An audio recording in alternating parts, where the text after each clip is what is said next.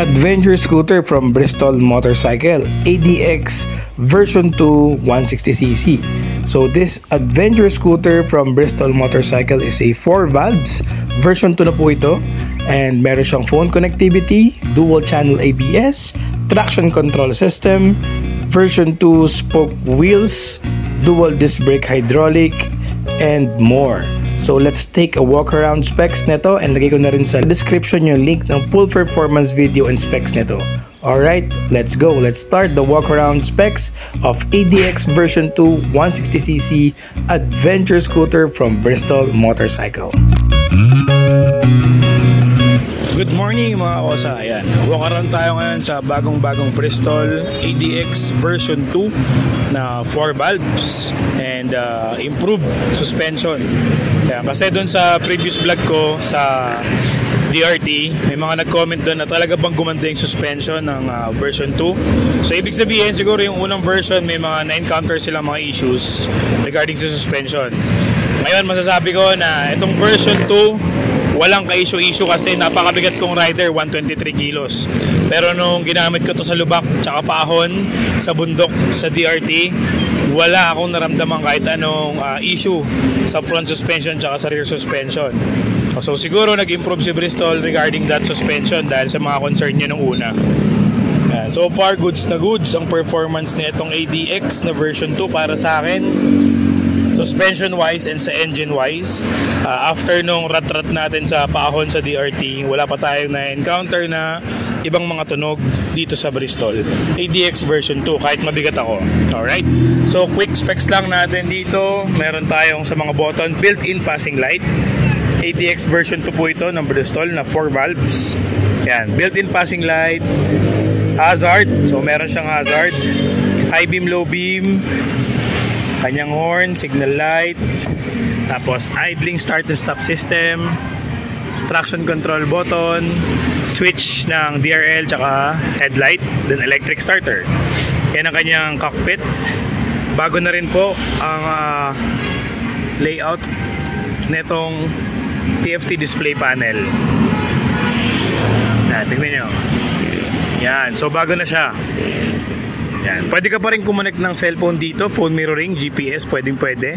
So yan, may time, check engine button, ABS, side stand kill switch button, fuel gauge, temperature gauge, trip meter.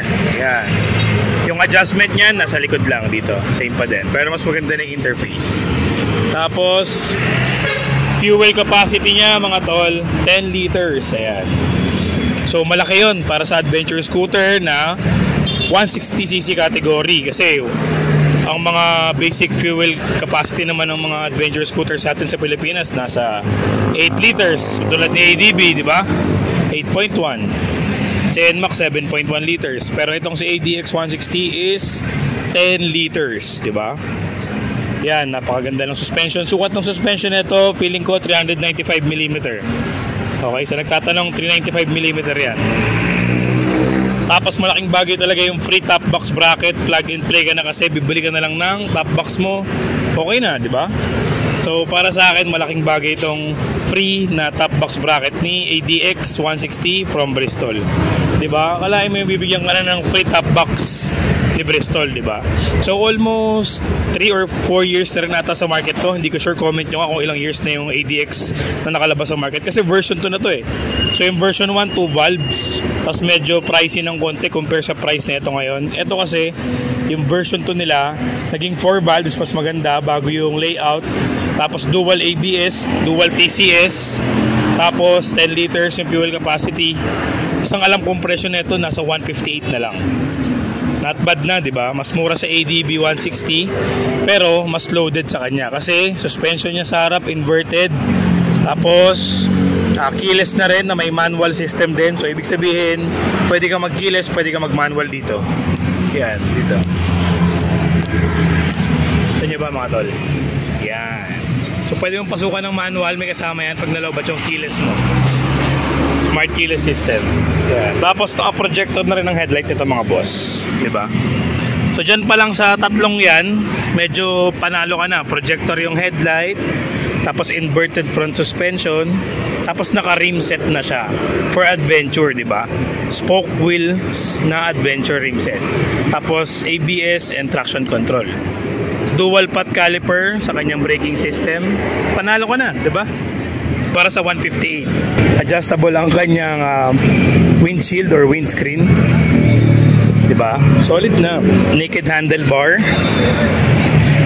Napakalaki ng kanyang clearance sa ilalim. Sinubukan natin sa bundok.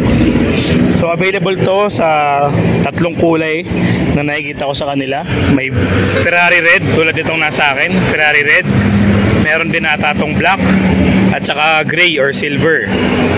So kung mag-inquire kayo neto ng promo price niya, message lang kayo dito sa Bristol Motorcycle. So kahit saang branches, meron naman sila niyan sa Antipolo, sa Caloocan, sa Cabanatuan. Maraming branches itong Bristol eh. Yan, so again mga boss, kung gusto nyo makita yung performance review ko dito, inakit ko ng bundok to sa DRT mga Pahon. Panoorin nyo yung previous vlog ko. Bigay ko na lang yung link sa description tsaka sa comment section para makita nyo kung gaano kakunat itong Bristol na version 2 na 4 valves. Maganda ang suspension, maganda ang preno, malakas ang makina. Nandun lahat yun, lagay ko na lang sa link. Palagay ko yung link sa description mga boss. Alright? So subukan din natin to sa gabi, yung mga ilaw nya, headlight, tail light, signal light sa gabi. Total blackout. Yun yung next content natin sa kanya mga boss. Yun, so nagtanong ng fuel consumption natin. So syempre, ang declared standard fuel consumption nito sa specs niya is 43 kilometers per liter. So syempre, nag 4 valves siya. Mas malakas yan. So depende yan ngayon sa inyo. Pero ako, ang fuel consumption ko is nasa 39 to 41 kilometers per liter nung bumiyaya ako. So nasa side ako ng 40 kilometers per liter dito.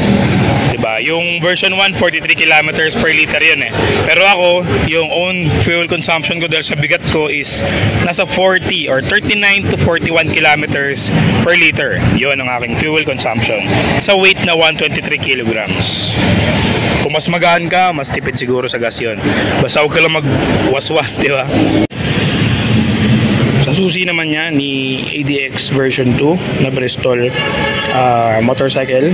So meron din siya answer back key, alarm, tsaka tong sensor. So pwede mong buksan yung unit kahit di mo napipindutin to. Tapos may answer back key sa parking lot o gusto mo makita, then may alarm din siya. Tapos may manual key siya dito. Ito. Yan. Pindutin mo lang to, lalabas na yung manual key niya. Yan. Diba? Para talagang masubok natin kung perfect na tong adventure scooter from Bristol, diba? Na mas mura sa ADB 160.